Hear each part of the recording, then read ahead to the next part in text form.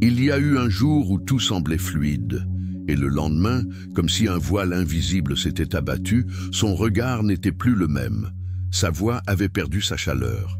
Quelque chose avait changé, sans avertissement, et je me suis retrouvé face à un mur invisible. C'est dans ce genre de moment que l'esprit cherche frénétiquement une explication et que le cœur vacille. Mais j'ai découvert qu'il existe une manière précise d'aborder cet instant, une approche qui ne laisse aucune place à l'improvisation. Si elle devient froide du jour au lendemain, fais ceci immédiatement.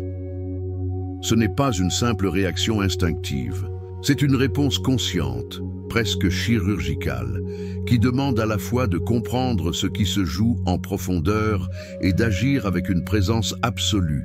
Chaque geste, chaque mot, chaque silence compte, et si l'on s'y prend mal, on referme définitivement une porte qui aurait pu rester ouverte.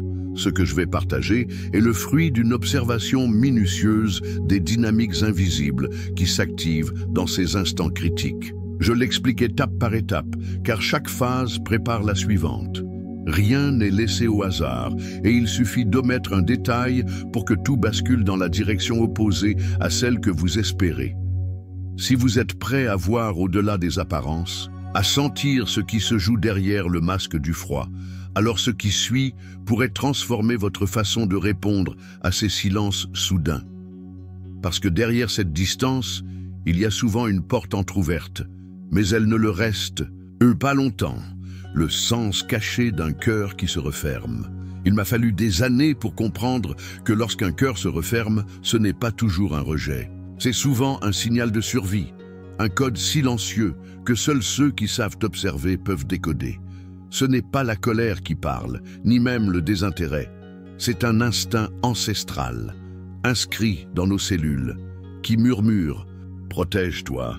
Et lorsque cela arrive, comme dans ces moments où je sens tout à coup le froid traverser nos échanges, ma première réaction n'est plus de demander « Qu'est-ce que j'ai fait ?» mais plutôt « Qu'est-ce qui, dans son monde intérieur, a déclenché ce réflexe ?» La plupart des gens croient qu'il faut agir vite, combler le silence, dissiper la distance par un flot de mots. Moi, j'ai appris à faire exactement l'inverse. Quand je dis « Si elle devient froide du jour au lendemain, fais ceci immédiatement ». Ceci n'est pas un message, ni une justification, ni une preuve d'amour. C'est un retour à soi. C'est une descente en soi, pour calmer la vibration qui, sinon, amplifie le sentiment de danger chez l'autre. Car aussi étrange que cela puisse paraître, notre agitation intérieure se lit dans le moindre de nos gestes, dans l'espace entre nos mots, dans notre respiration. Je me rappelle d'une fois où, après un échange léger, une phrase mal placée est tombée comme une pierre dans l'eau. Le silence qui a suivi n'était pas seulement un manque de réponse, c'était un changement de température. Mon ancien moi se serait précipité pour réparer, expliquer, prouver que mes intentions étaient pures. Mais ce jour-là, j'ai choisi de ralentir. J'ai fermé les yeux, senti mon cœur battre, et j'ai inspiré profondément, comme pour dire à mon corps « Reste ici, tu es en sécurité ». Ce calme m'a permis de voir une vérité que je n'aurais pas vue autrement. Elle ne fuyait pas moi, elle cherchait à se retrouver elle-même. Elle avait besoin d'un sol, pas d'un barrage de mots. Et j'ai compris que si je voulais être ce sol, je devais d'abord arrêter de trembler intérieurement. Ma peur de la perdre était comme un parfum que l'on sent à distance et qui pousse à reculer encore plus. En stabilisant mon état, j'ai senti quelque chose se réorganiser. Mon esprit cessait de courir après une explication, mon corps s'ancrait et mon énergie devenait plus douce. C'est à ce moment-là que j'ai réalisé, dans ces instants, nous ne traitons pas seulement avec l'autre, nous traitons avec son système nerveux. Et un système en défense n'entend pas nos mots, il lit nos signaux invisibles. Plus je travaillais à apaiser ma propre vibration, plus je voyais la situation changer d'elle-même. C'est presque imperceptible. Un message qui revient, une voix moins tendue, un sourire qui réapparaît dans les mots. La porte que je croyais fermée à clé n'était jamais vraiment verrouillée. Elle attendait simplement que je cesse de secouer la poignée. J'ai aussi remarqué que cette approche demande un courage particulier, celui de ne rien faire immédiatement, de résister à l'envie de combler le vide, d'accepter que l'espace est un langage et que le remplir trop vite, c'est effacer ce qu'il est venu dire. Ce n'est pas de la passivité, c'est de la précision.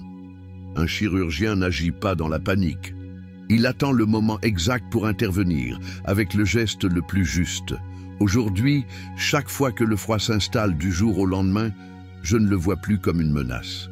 Je le vois comme une invitation à redevenir le point stable, au milieu d'un tremblement. Et c'est précisément là que réside le secret. Si elle devient froide du jour au lendemain, fais ceci immédiatement. Signifie d'abord réparer l'espace en soi, pour que quand la connexion se recrée, elle trouve en face d'elle non pas quelqu'un qui a lutté, mais quelqu'un qui est resté debout, enraciné, prêt à l'accueillir. Redevenir cohérent avant d'agir. J'ai appris à mes dépens qu'agir depuis un état de confusion, de peur ou d'agitation ne fait qu'aggraver une situation déjà fragile. C'est pourquoi, avant même de penser au moindre mot, je reviens au corps. Ce retour n'est pas une étape abstraite, c'est une clé qui change tout. La cohérence cœur-cerveau, pour moi, n'est pas une belle théorie neuroscientifique, c'est un véritable interrupteur intérieur. Quand je l'active, je sens immédiatement ma fréquence vibratoire se modifier et par effet direct, mon langage, qu'il soit parlé ou écrit, reflète cette stabilité retrouvée. Je commence toujours par un ancrage conscient. Une inspiration douce par le nez, suivie d'une brève suspension, puis une expiration plus longue, comme si j'invitais chaque tension à quitter mon corps. Mon attention reste posée au centre de ma poitrine, dans cette zone où je peux percevoir à la fois la pulsation de mon cœur et la qualité subtile de mon état. Je laisse mes épaules tomber naturellement, ma mâchoire se détendre, mon ventre se déverrouiller. Cette simple préparation me rappelle que je peux choisir, répondre depuis la peur ou répondre depuis la présence. Et chaque fois que je choisis la présence, le résultat change radicalement. Il m'est arrivé, par le passé, de taper des messages dans un élan de justification ou de défense, persuadé que c'était la bonne manière de sauver la connexion. Pourtant, chaque fois que je relisais ces mots plus tard, je voyais qu'ils portaient de la marque de ma nervosité. Phrase trop longue, ton indirectement accusateur, ou encore cette urgence invisible qui se glisse dans la syntaxe. Maintenant, je sais que si mon corps n'est pas apaisé, aucun mot ne pourra l'être. Une fois la cohérence installée, je revis la scène au ralenti, presque comme un montage vidéo où je peux observer chaque détail. Je m'efforce de distinguer ce qui a réellement eu lieu de ce que mon ego a reconstruit. C'est là que je découvre souvent que le déclencheur était bien plus petit que je ne l'imaginais. Un message envoyé à un moment mal choisi, une remarque que je croyais légère, mais qui a touché un point sensible, un besoin qu'elle n'avait pas exprimé, mais que j'ai ignoré. Ce ralentissement est une bénédiction. Il me permet de voir la situation dans sa dimension réelle, plutôt que de la laisser enfler dans l'univers déformant de mes projections. Sans cette étape, je risque de répondre à un scénario imaginaire et non à la réalité. Et lorsque je m'adresse à un fantasme, l'autre personne le ressent et se referme encore davantage. La cohérence, c'est aussi un langage silencieux. Même sans dire un mot, même à travers un écran, l'autre perçoit notre état intérieur. C'est presque imperceptible, mais cela se traduit dans la fluidité des phrases, dans la patience, entre deux réponses, dans le choix des mots qui ne cherchent pas à manipuler, mais à clarifier. C'est pourquoi quand je redeviens cohérent, je deviens aussi, sans effort, un environnement sûr pour l'autre. J'ai vu à quel point cela pouvait changer une interaction. Dans un moment où tout semblait sur le point de basculer, je me suis accordé cette minute pour respirer et revenir à moi. Mon message, pourtant très simple, a été reçu avec ouverture. Ce n'était pas sa longueur, ni sa sophistication qui comptait. C'était l'état depuis lequel il avait été écrit. Redevenir cohérent avant d'agir, c'est accepter que la première réponse n'est pas dans les mots, mais dans le corps. C'est choisir de préparer le terrain avant de semer quoi que ce soit. Et souvent, ce terrain préparé vaut mieux que la plus belle des phrases. Il dit, silencieusement mais puissamment, « Tu peux te détendre, je ne suis pas une menace. » Sortir du scénario de la poursuite. J'ai longtemps cru que lorsque l'autre se refermait, ma seule option était d'agir et vite.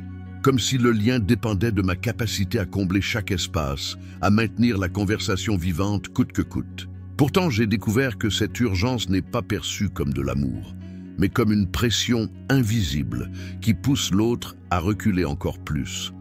C'est une dynamique presque mécanique. Plus je m'avance dans cette énergie de poursuite, plus l'autre se replie. Et cette mécanique, il est possible de la briser, non pas en la combattant, mais en changeant complètement d'axe. Aujourd'hui, lorsque je sens le réflexe de poursuite s'activer, je m'arrête net. Je sens l'élan dans mon corps, cette tension dans la poitrine, cette envie irrépressible de faire quelque chose. Au lieu de la suivre, je la regarde. Je me demande, suis-je en train d'agir pour nourrir le lien ou pour calmer ma propre peur? Très souvent, la réponse est claire. C'est ma peur qui veut agir, pas mon amour. Et si je lui obéis, je renforce le scénario qui éloigne l'autre. J'ai appris à remplacer l'acte de poursuite par un geste d'invitation. Une invitation ne dit pas « Reviens vite, j'ai besoin de toi ». Elle dit « Je suis ici, stable, et il est possible de revenir quand tu te sens prête ». Cette nuance est capitale. L'énergie de l'invitation ne cherche pas à prouver, elle ne court pas après, elle ne se justifie pas. Elle reste alignée, souveraine, comme un point fixe dans le paysage. Je me souviens de cet homme que j'ai accompagné et qui, à chaque silence de sa compagne, entrait dans un véritable marathon de messages. 10, parfois 20 en une journée. Plus il cherchait à obtenir une réponse, plus elle se taisait. Il croyait que ses mots allaient la rassurer, mais ce qu'elle recevait, c'était un signal de tension constante. Elle n'entendait pas ses phrases, elle sentait son agitation. Nous avons changé de stratégie. Pendant 2 jours, il a cessé toute tentative de validation et a concentré son énergie sur lui-même. Il a repris des activités qu'il avait mises de côté. Il a réinvesti du temps dans sa respiration et dans son corps. Il a retrouvé sa posture naturelle. Le 3e jour, il a envoyé un message court, posé, presque anodin. Et, à sa surprise, la réponse a été non seulement rapide mais chaleureuse. Ce n'était pas la magie d'une formule. Ce n'était pas une technique de communication apprise dans un livre. C'était l'arrêt net de la poursuite. Ce changement d'état avait tout transformé. Il n'était plus dans l'attente fébrile d'une réponse. Il n'était plus en train de tendre la main vers un vide. Il occupait pleinement sa place et l'autre l'avait ressenti. J'ai compris ce jour-là que la qualité du silence change tout. Un silence chargé de tension est une distance qui s'agrandit. Un silence habité par la paix devient un espace respirable qui donne envie d'être rejoint. L'art n'est donc pas de supprimer le vide, mais de le remplir d'une énergie différente. Sortir du scénario de la poursuite, c'est accepter de perdre la sensation de contrôle pour retrouver la sensation de dignité. C'est remplacer l'angoisse de la perdre par la certitude de me garder. Et paradoxalement, c'est souvent ce qui recrée le lien. Non pas courir derrière, mais rester ancré, au point que l'autre se souvienne de ce qu'elle perd lorsqu'elle s'éloigne. Observer les faits, pas l'histoire. J'ai découvert que dans les moments où l'atmosphère se refroidit, mon esprit a tendance à se lancer dans un scénario digne d'un film dramatique. Tout va vite. En quelques secondes, j'imagine des raisons, des explications, parfois même des dialogues entiers qui n'ont jamais eu lieu. C'est un mécanisme automatique, mais aussi un piège redoutable. Car plus je me laisse entraîner par cette histoire, plus je m'éloigne de ce qui est réellement en train de se passer. Et lorsque je réagis à une fiction, je perds toute capacité à ajuster ma présence à la réalité. Alors, j'ai mis en place un rituel mental presque chirurgical. J'ouvre un tableau intérieur en 3 colonnes. Dans la première, je place uniquement les faits bruts, rien que ce que mes yeux ont vu ou mes oreilles ont entendu, sans aucun jugement. Dans la deuxième, j'inscris mes interprétations, ces pensées qui surgissent spontanément, souvent teintées d'émotions ou de blessures anciennes. Enfin, dans la troisième, je note le choix conscient que je peux faire à partir de cette distinction. Un jour, après un échange plus distant que d'habitude, j'ai appliqué ce processus. Fait, ces réponses étaient plus courtes. Le rythme, plus lent, moins d'initiative. Interprétation, elle m'en veut, elle me punit, elle a peut-être rencontré quelqu'un, ou alors elle me teste. Choix, ne pas alimenter la fiction, rester dans ma colonne des faits, chercher un signal concret et utile, garder mon axe. Ce simple tri intérieur a suffi à calmer l'orage que j'étais en train de créer dans ma tête. La puissance de cet exercice réside dans la clarté qu'il apporte. Les faits sont neutres, mais mes histoires sont chargées de tout mon passé. Et c'est précisément cette charge émotionnelle qui, si je ne la filtre pas, se glisse dans mes mots, dans mon ton, dans ma posture. Quand je parle à partir de la fiction, je communique la peur, l'insécurité ou le besoin, et l'autre le ressent immédiatement. En revanche, lorsque je me limite aux faits, ma communication change complètement. Je peux formuler un message précis, clair, qui ne cherche pas à accuser ou à justifier. Ce genre de message ouvre une porte au lieu de dresser un mur. Il ne dit pas « tu fais ceci, donc je pense cela ». Il dit « j'ai observé ceci, alors je te partage mon ressenti ou ma question ». C'est une approche qui laisse de la place à l'autre, au lieu de l'enfermer dans mon scénario. J'ai aussi compris que cette discipline n'est pas seulement relationnelle, elle est neurologique. Mon système nerveux s'apaise lorsque je distingue clairement ce qui est réel de ce qui est imaginé. Cette simple séparation me sort du mode attaque-défense et me ramène dans un espace où je peux choisir ma réponse plutôt que de la subir. Dans cette posture, je deviens un environnement sûr. L'autre n'a pas à se battre contre mes projections ou mes accusations implicites. Elle peut sentir que je suis capable de contenir un changement d'énergie sans tomber dans le drame. Et cette capacité, je l'ai constatée, est bien plus rare et précieuse que les plus beaux mots.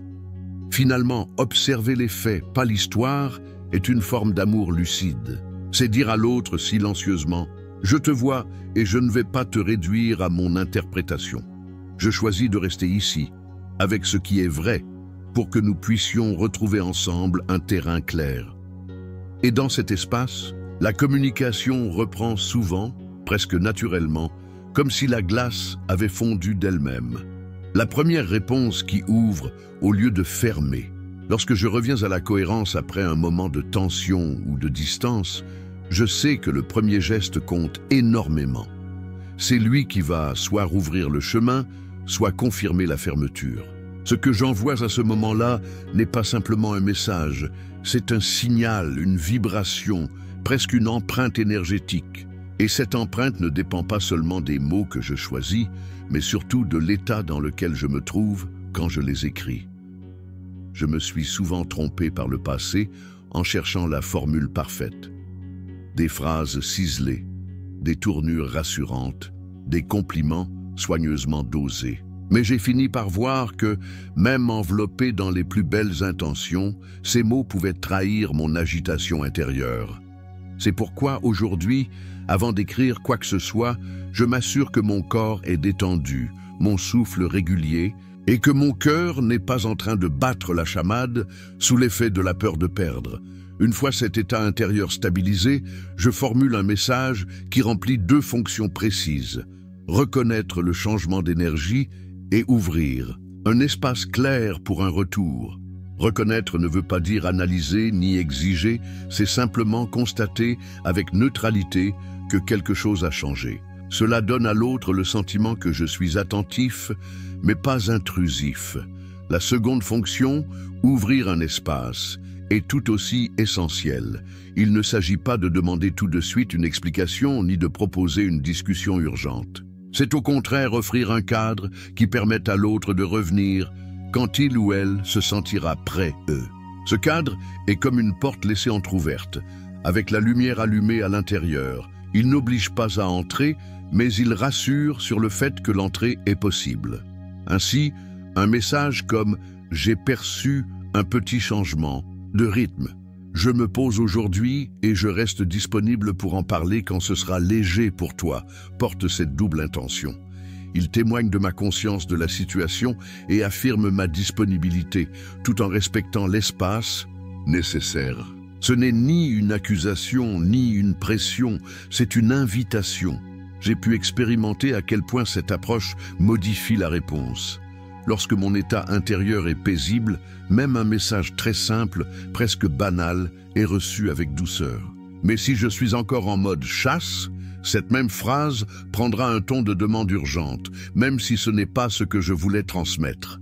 C'est pourquoi, dans ces moments-là, ce n'est jamais la beauté des mots qui prime, mais la qualité du silence intérieur qui les précède.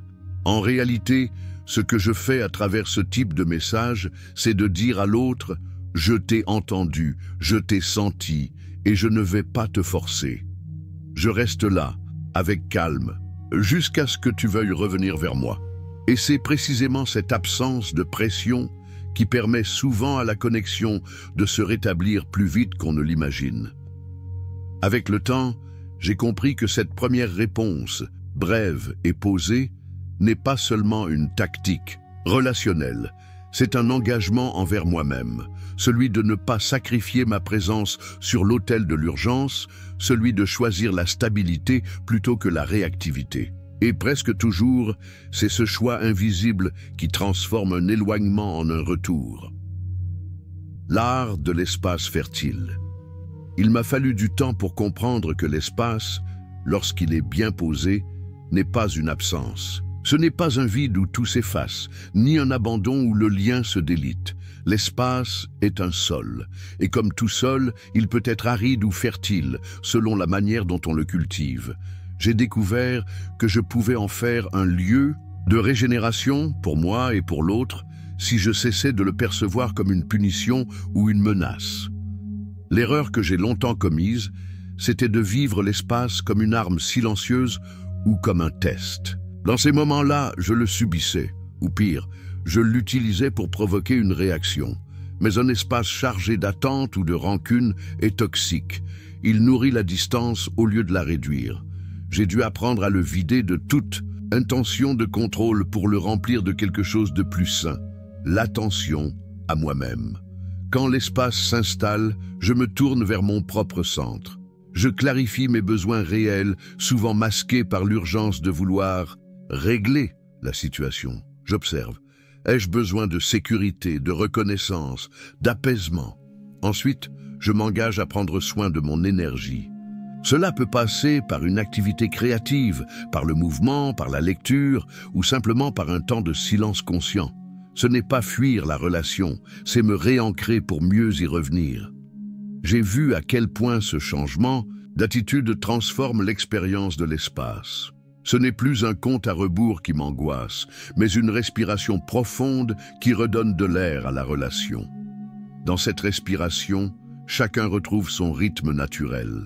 L'autre peut revenir sans pression, et moi, je peux accueillir ce retour sans peur. Je me souviens de cette femme qui se refermait dès qu'elle se sentait observée ou questionnée de trop près. Ce n'était pas que ma présence la dérangeait, mais mon insistance déclenchait chez elle une alarme intérieure. Nous avons convenu ensemble d'un espace de 48 heures, annoncé clairement comme un geste de soin mutuel. Pendant cet intervalle, il n'y avait ni silence lourd, ni message sous-entendu. Chacun se régulait à sa manière, en sachant que l'autre faisait de même.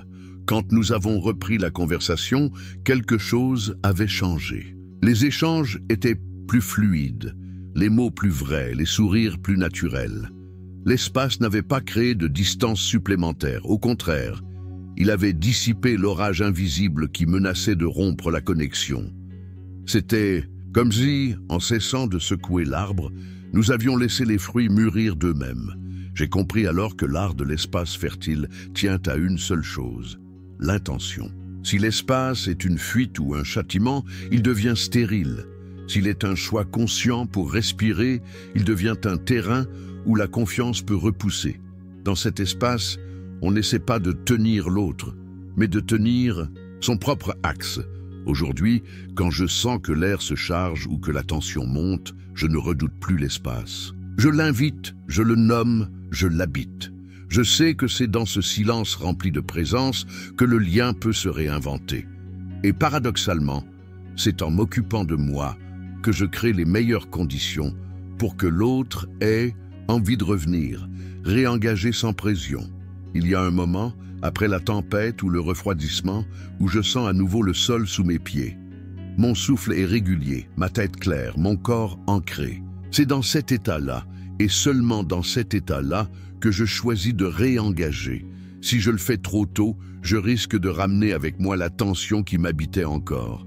Mais lorsque mon axe est retrouvé, ma parole n'est plus une tentative de récupération, elle devient une proposition authentique. Réengager sans pression, c'est accepter que l'autre ait la liberté totale de répondre oui, non, ou même pas du tout.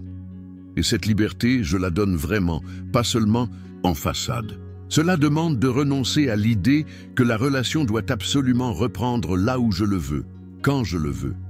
Ce que je propose alors, c'est un cadre clair, simple et concret. Pas d'invitation vague, pas de « dis-moi quand tu veux » qui laisse tout flotter. Non, une option précise qui facilite la réponse tout en laissant de l'espace pour une alternative.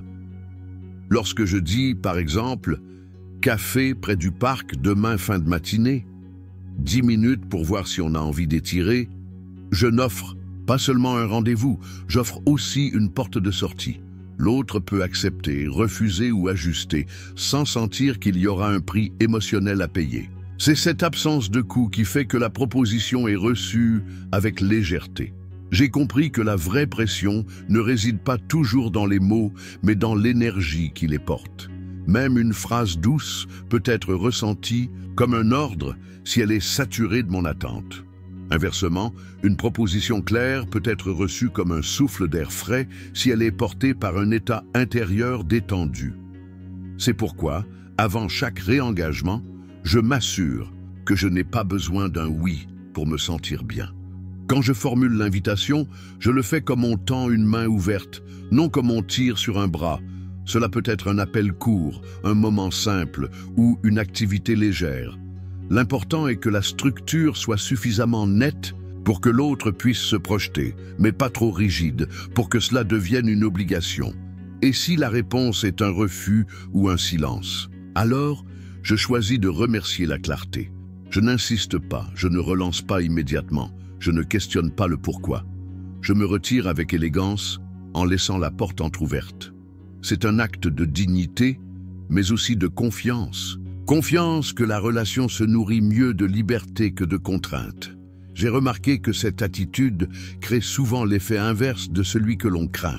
Loin d'éloigner, elle intrigue, elle attire, car l'autre sent que je ne cherche pas à le capturer, mais à l'inviter.